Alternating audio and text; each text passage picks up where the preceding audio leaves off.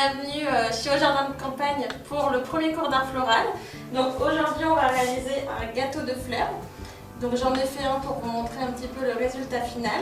Et donc c'est ce que vous allez réaliser vous aussi aujourd'hui. Voilà. Donc on a au préalable trempé nos pains de mousse pour une question en fait de rapidité. Donc je vais simplement vous expliquer comment faire si vous voulez le refaire chez vous. C'est très simple en fait. Là la mousse, on l'a fait tremper dans un volume d'eau. Donc moi j'ai rempli l'évier d'eau et on ne la pousse pas en fait, on la laisse simplement flotter et elle va s'imbiber toute seule. Voilà. Donc après on laisse égoutter pour éviter qu'il y ait un trop d'eau une fois qu'on va piquer les fleurs. Donc ensuite on va protéger avec un plastique. Donc pareil, je l'ai découpé pour une question de facilité. Et là en fait on va venir protéger pour éviter que nos gâteaux ne soient humides. Voilà, qui reste bien sec le temps qu'on profite de notre décoration. Donc pour ce faire, on va utiliser des élastiques et qu'on va venir en fait, vous pouvez vous approcher si vous voulez voir mieux. Hein. Donc en fait, on va mettre bien notre pain de mousse au milieu. On va venir tout autour mettre notre plastique. Et donc là, c'est l'étape un petit peu compliquée. Donc, il faut faire ça. Voilà, il faut faire tout le tour.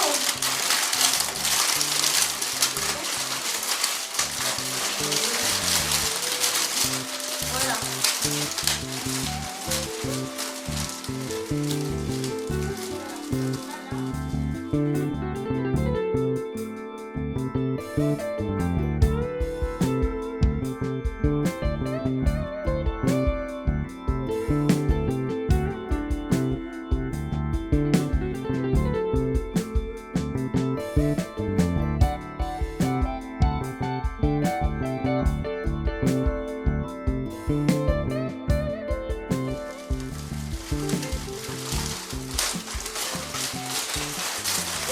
Je vais vous dire pourquoi on met deux élastiques. Déjà c'est pour plus de sécurité s'il y en a un des deux qui pète. Et en fait on va venir ensuite, vous allez voir c'est très simple, avec nos biscuits venir entre le plastique et notre élastique. Et on va faire un élastique pour une moitié et un élastique pour le second. Pour éviter qu'il y ait trop de pression sur les gâteaux et que ça les coupe en deux.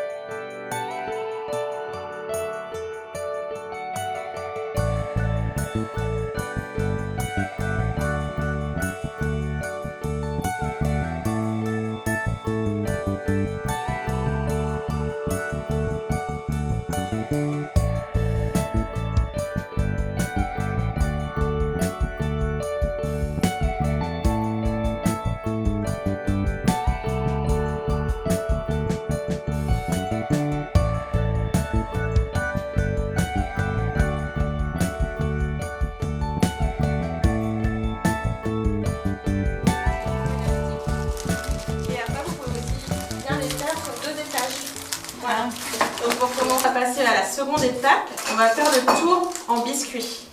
Voilà, donc pour ça, là j'ai acheté des gâteaux, des biscuits à la cuillère. Vous pouvez faire ça aussi avec des biscuits de Reims, d'autres choses. Voilà.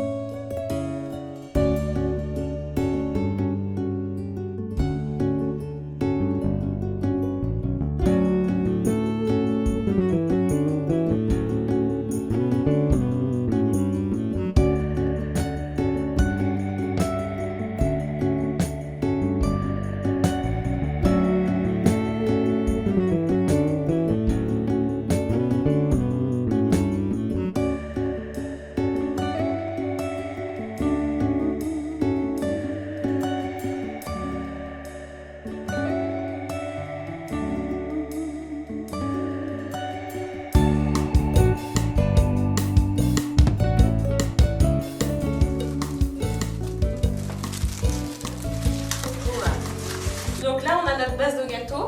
Donc ensuite, on va venir la fleurir. Donc c'est très simple pour ça. On va piquer dans de la mousse. Donc dans la mousse là. Donc vous avez soit un sécateur, sinon un couteau. C'est comme vous voulez pour couper les végétaux, comme vous vous sentez le plus à l'aise. Il faut éviter évidemment de se couper.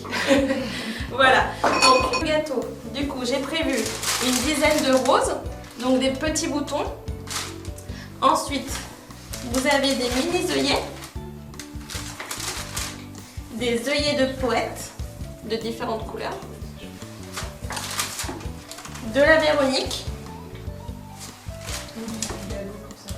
Du Solidago pour les camailleux dans les oranges et jaunes. Et du feuillage. Donc là, c'est du Phytosporum.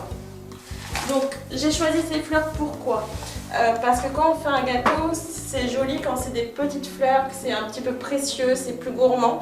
Donc on a évité de prendre des gros boutons.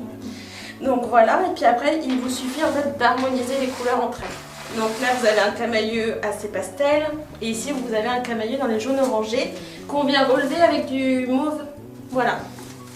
Donc voilà, on ne garde que ça. Voilà. Parce qu'ensuite, on va venir cliquer sur notre gâteau. Voilà.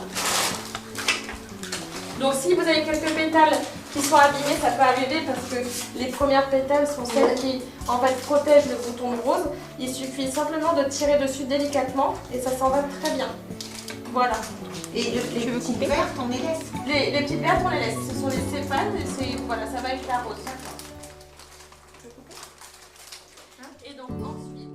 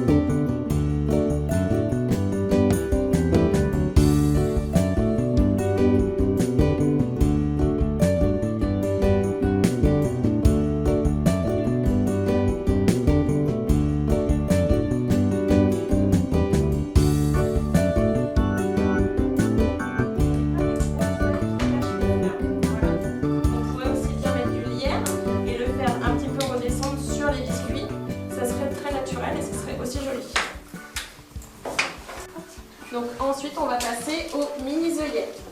Donc là je vous ai mis 3 tiges parce que certaines tiges étaient plus fournies que d'autres.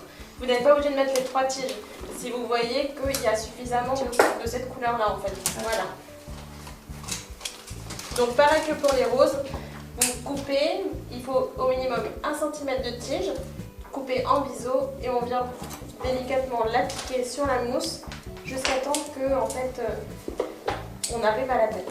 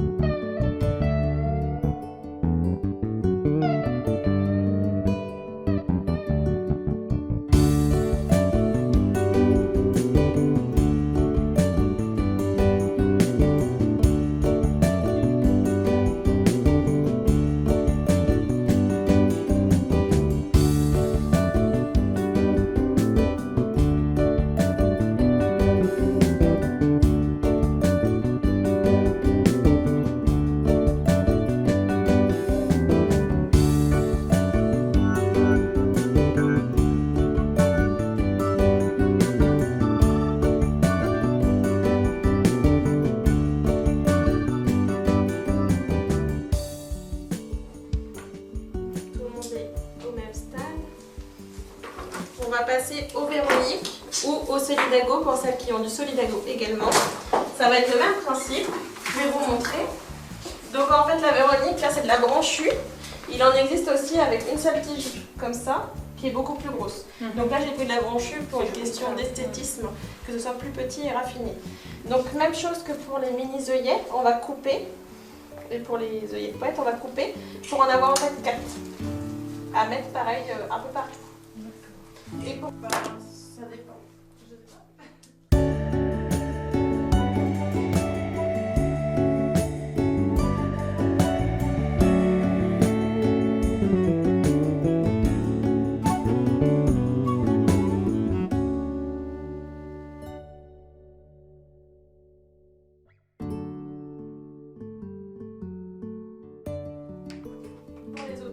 Si vous voyez qu'il y en a trop, vous n'êtes pas obligé de tout mettre. Hein. Le plus important, c'est qu'on reste cohérente sur ce qu'on fait dans le gâteau et que le tout s'harmonise bien et reste joli. Que ce soit gourmand à l'œil et qu'on a envie d'en prendre une part. C'est discret à l'œil, on ne s'en rend pas forcément compte, hein, mais quand on est à table et que ça sert de centre de table, on le voit et c'est vraiment très joli.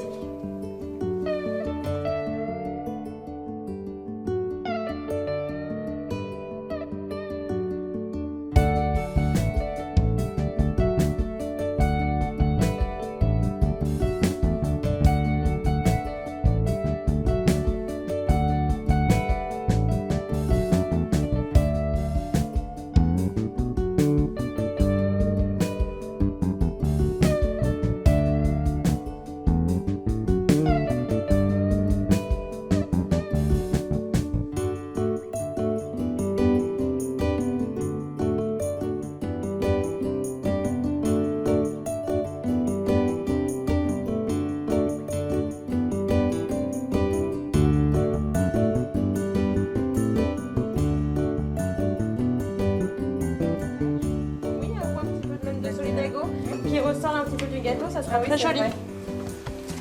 Et donc maintenant on va passer à la décoration. Donc il y a différentes couleurs de ruban. J'ai choisi le ruban parce que c'est quelque chose d'assez simple à poser et ça fait vraiment un gâteau gourmand toujours dans l'esprit. Donc vous essayez de l'harmoniser au mieux avec vos fleurs. Là pour une fois je vais vous laisser faire selon vos goûts et votre imagination. Ah, je vais vous donner le bon ciseau. Comme celui